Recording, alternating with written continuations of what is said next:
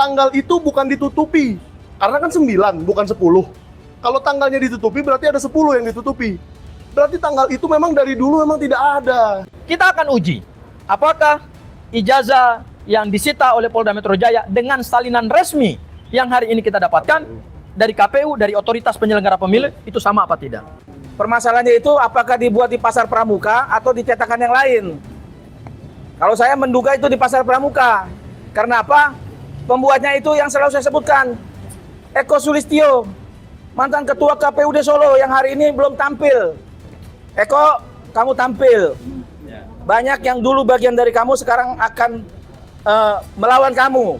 Dian Sandi Utama, nama yang seharusnya berkibar di hari-hari yang lalu untuk ditersangkakan, dialah yang harusnya diangkat ke permukaan dengan segala bentuk ya pembuktian-pembuktian yang ada. Terima kasih Bang Aka, Bang Samsir, jadi rekan-rekan sekalian. Hari ini Mas Roy tidak bisa membersamai kami, tapi tadi ada salam dari Mas Roy buat rekan-rekan media. Menurut saya ingin tambahkan dari hal yang terbaru ya. Ada hal terbaru yang perlu diupdate kepada rekan-rekan media, yaitu salinan ijazah Pak Joko Widodo yang didapatkan Bonatua dari KPU, itu kemudian telah dilakukan analisa oleh Mas Roy. Ya, seharusnya Mas Roy lah yang memberikan analisa ini kepada publik. Tetapi mungkin saya akan mewakili sedikit saja dari apa yang dianalisa oleh Mas Roy.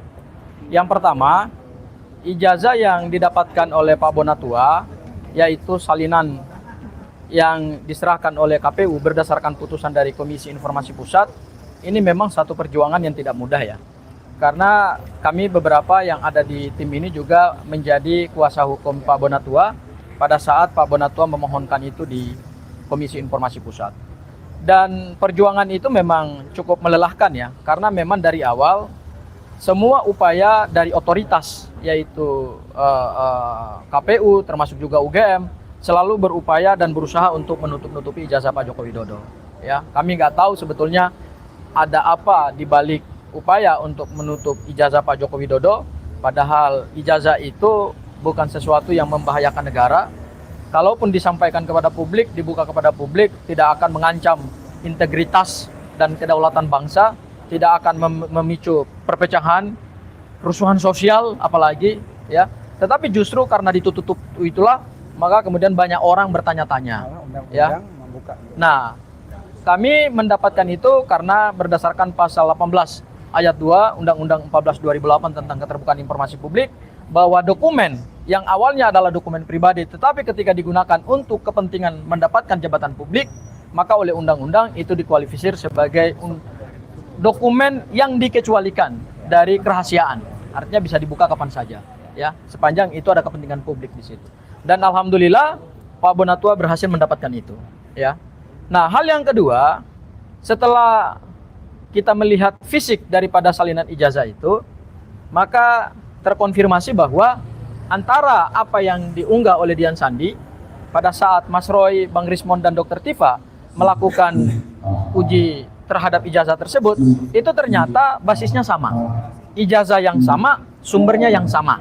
Ya, jadi ketika ijazahnya sama, sumbernya sama, maka terpatahkanlah semua serangan-serangan bahwa Mas Roy, Bang Rismon, Dr. Tifa melakukan analisa dari sumber yang tidak valid.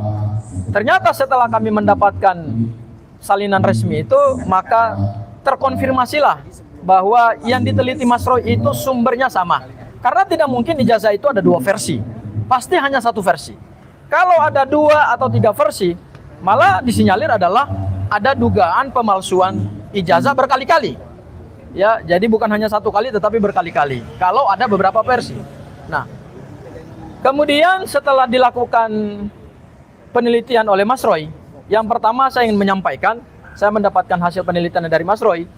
Yang pertama adalah kalau teman-teman memperhatikan ijazah Pak Joko Widodo, ya, yang dilegalisir oleh 2 pejabat dekan yang berbeda, yaitu yang pertama oleh Profesor Dr. Muhammad Naim pada tahun 2014 dan Dr. Budiadi SH Hud MAGR SC 2019, itu ternyata ada kesalahan prosedur akademik, yaitu tidak dicantumkannya tanggal, bulan, dan tahun legalisasinya. Itu agak aneh itu. saya misalnya ingin melakukan legalisasi ijazah di universitas. 2015 kan tahu. Nah, ini belum, ini juga belum Oh, ya. tapi Jadi pengiriman yang aja kita dapat ini versi 2014 dan 2019 Versi, ya. Nah, di 2014 dan 2019 ternyata setelah diteliti oleh Mas Roy secara berkali-kali, ternyata legalisasinya juga tidak normal secara akademik.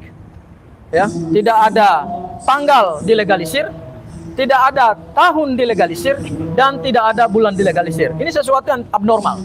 Karena kalau kita melakukan legalisasi ijazah di universitas, ya, itu pasti setelah pejabat yang menandatangani kemudian cap universitas pasti disebutkan tanggal, bulan, dan tahunnya. Itu prosedur akademik. Tapi kenapa di satu ijazah yang sangat penting seperti ini yang digunakan untuk persyaratan calon presiden justru tidak ada tanggal legalisirnya, bulan legalisirnya, dan tahun legalisirnya, ya, sehingga ini menunjukkan bahwa ada suatu keanehan lagi. Itu hal yang pertama. Surat aja ada tanggal. Nah, surat dari Oda aja, padahal cuma tanda terima loh. Kita terima aja. Ada tanggalnya. Tapi sebuah dokumen resmi yang digunakan untuk mendapatkan calon presiden, untuk mendapatkan jabatan presiden, itu nggak ada sama sekali. Coba teman-teman cek, perhatikan kembali ijazah yang sudah dibuka kepada publik. Karena itu dokumennya sudah dokumen sah secara hukum. Jadi tidak bisa lagi kita menganalisis sesuatu yang tidak berbasis kepada dokumen yang asli. Tapi karena dokumennya itu sudah resmi, maka semakin lama semakin kelihatan barang ini. Ya, itu hal yang pertama. Hal yang kedua, saya nggak perlu bicara soal teknisnya ya. Nanti Mas Roy yang akan berbicara soal teknisnya. Ya. Nah, ternyata ijazah ini juga disinyalir tidak pernah dilakukan autentikasi. Artinya antara fotokopi dan aslinya tidak pernah diperiksa secara head to head.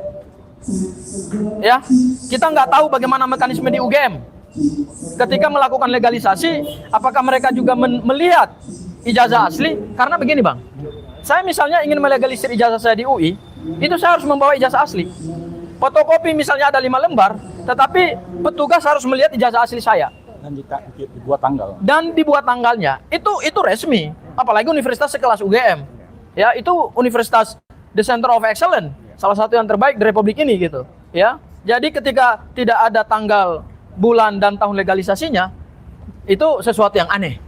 Kemudian berikutnya lagi, Mas Roy menyampaikan ke saya bahwa diduga disinyalir bahwa tidak pernah dilakukan autentikasi. Nah, dan yang ketiga adalah dengan kita mendapatkan salinan ijazah ini, maka ini menjadi satu kekuatan pembuktian nantinya ketika perkara ini limpah ke pengadilan. Nantinya ya, ketika perkara ini naik ke pengadilan. Karena apa? Kita akan menguji secara faktual di dalam satu proses persidangan yang terbuka, yaitu pada saat ijazah analog yang saat ini dijadikan sebagai barang bukti dan disita secara sah oleh penyidik Polda Metro Jaya, akan kita sandingkan secara head to head. Apakah formatnya sama nggak dengan salinan resmi? Ya, apakah bentuknya sama nggak? Misalnya nanti posisi logo UGM-nya, kemudian juga hurufnya, kemudian juga letak hurufnya, kemudian dekan dan rektor yang tanda tangan, ini sama nggak? Ini kan perlu diuji. Dan terhadap alat bukti ini, ingat, ini bukan alat bukti yang tidak punya nilai, tetapi alat bukti yang sudah punya nilai. Karena apa? Karena sudah didapatkan secara resmi dari otoritas. Dan berdasarkan KUHP, maka terdakwa mempunyai hak untuk menunjukkan dan membawa bukti apa saja.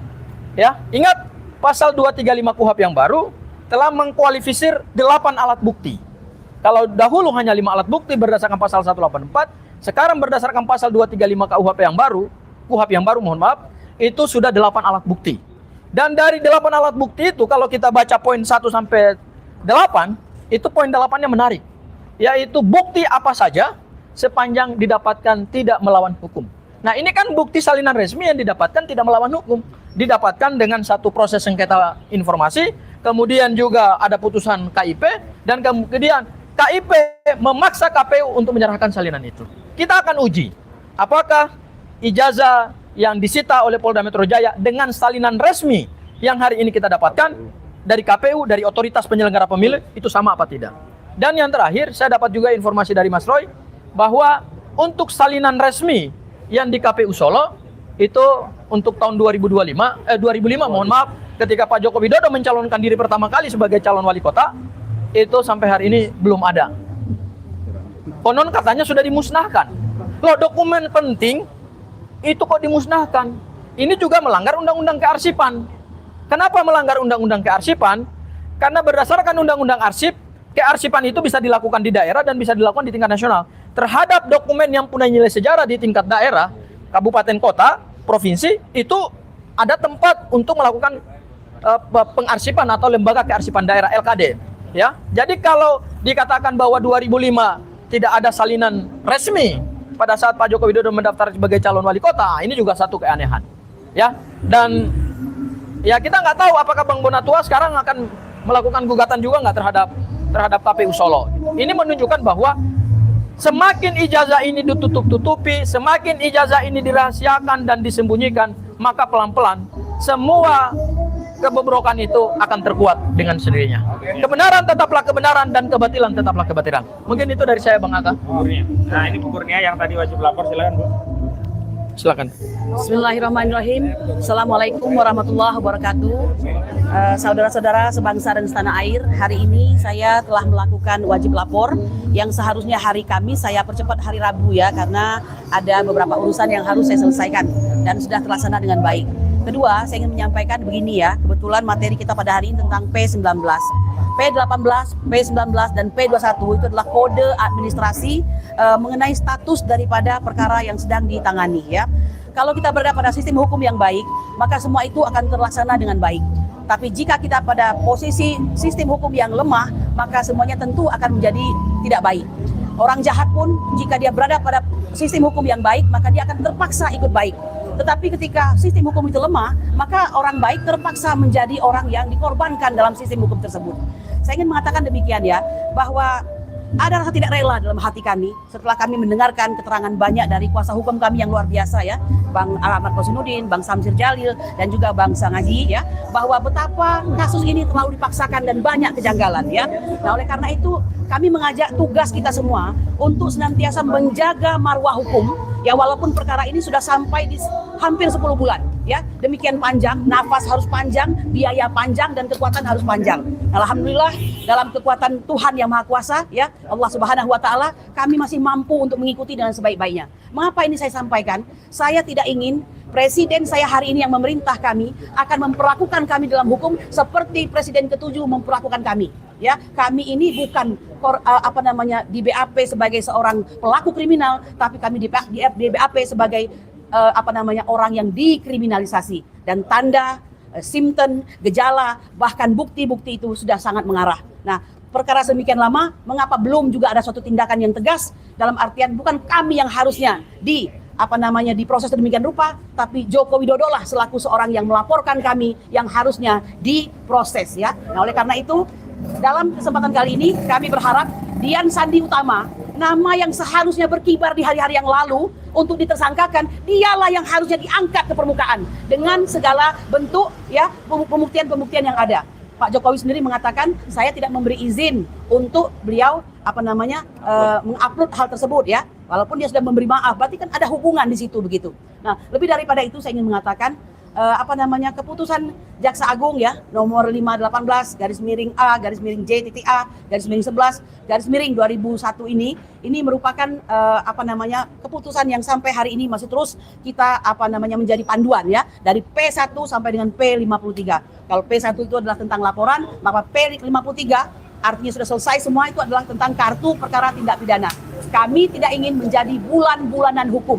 Kami orang hukum, kami mengerti. Kalaupun kami bukan pengacara dalam hal ini, yaitu rakyat sipil, mereka juga adalah subjek hukum yang harus dihargai. Ya, saya kira ini kata-kata bijak pada hari ini adalah bahwa jangan angkuh, karena setiap orang punya jatah untuk jatuh. Ya, jangan Anda bersikap sebagai seorang kuasa, tapi bersikaplah sebagai hamba dan jangan sebagai pemilik dunia. Pesan saya kepada Bapak Jokowi dalam hal ini, jangan berkesan seperti sebagai seorang pemilik dunia, karena semua itu ada batas waktunya. Ya, saya kira demikian saja. Assalamualaikum warahmatullahi wabarakatuh. Assalamualaikum.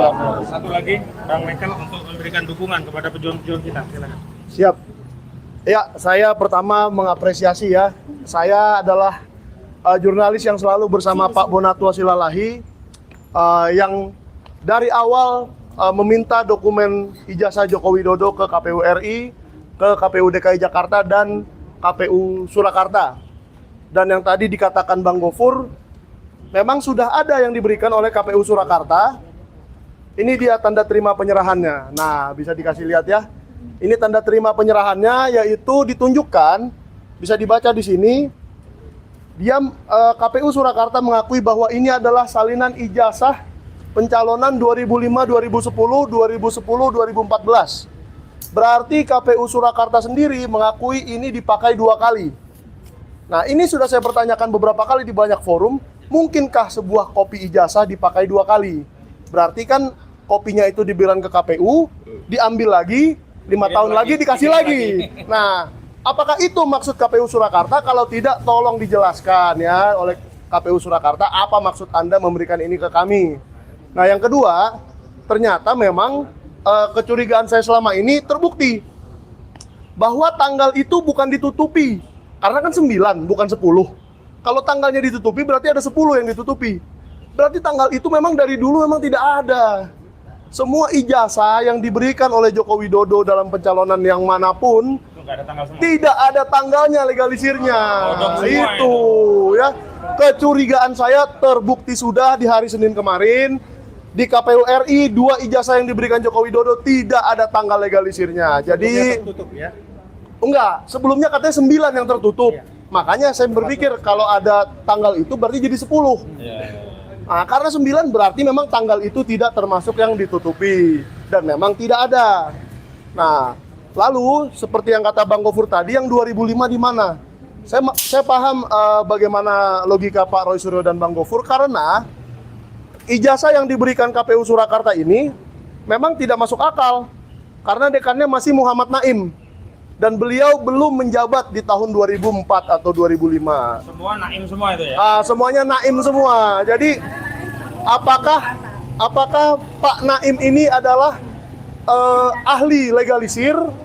Jadi tahun berapapun dia boleh melegalisir, atau memang harus dekan yang menjabat di saat Namanya itu? dicatat aja, bisa jadi kan dia nggak tahu. Dicatat. Oh, bisa saja. Ini bisa juga di backdate gitu. Oh, backdate. Ya, saya nggak tahu ya. Kita kan nggak Jadi tahu ya. jadi Nggak ada data nggak ada date-nya. iya, jadi Nggak ada backnya, nggak ada date. jadi nggak ada date-nya, nggak ada date-nya. Iya, nggak ada date-nya. Jadi saya berharap Pak Muhammad Naim Klarifikasi itu. jujurlah kepada rakyat, ya kan? Apa yang Anda lakukan di tanggal berapa dan di hari apa? Dan mungkin saya mendukung perjuangan kawan-kawan di Polda Metro Jaya dengan menghimbau Polda Metro Jaya, saya menghimbau Polda Metro Jaya penyidik untuk mengembalikan alat bukti yang digunakan oleh Bapak Joko Widodo dalam melaporkan, yaitu ijazah. Karena seperti yang waktu itu saya pakai, dalam pelaporan dengan pasal yang sama, saya memberikan sebuah kartu, Bang. Dan dikembalikan Ya. di hari yang sama oleh penyidik Polda Metro Jaya juga. Jadi sama persis nih, apple to apple. Saya memberikan alat bukti, karena itu bukan barang yang saya pakai melakukan kejahatan, dikembalikan. Tapi kalau itu barang bukti, misalkan sebuah pisau dalam pembunuhan, ya itu nggak boleh dikembalikan. Karena ini hasil Dipakai. kejahatan dia. Oh, saya nggak tahu. Makanya, Dikembalikan makanya. ya makanya kan Polda Metro Jaya, saya rasa Humas Polda Metro Jaya harus memperjelas. Iya, Kenapa ijazah Bapak Jokowi tidak boleh dikembalikan? Apakah itu diduga barang yang dipakai melakukan kejahatan? Betul. Maka itu tidak bisa dikembalikan.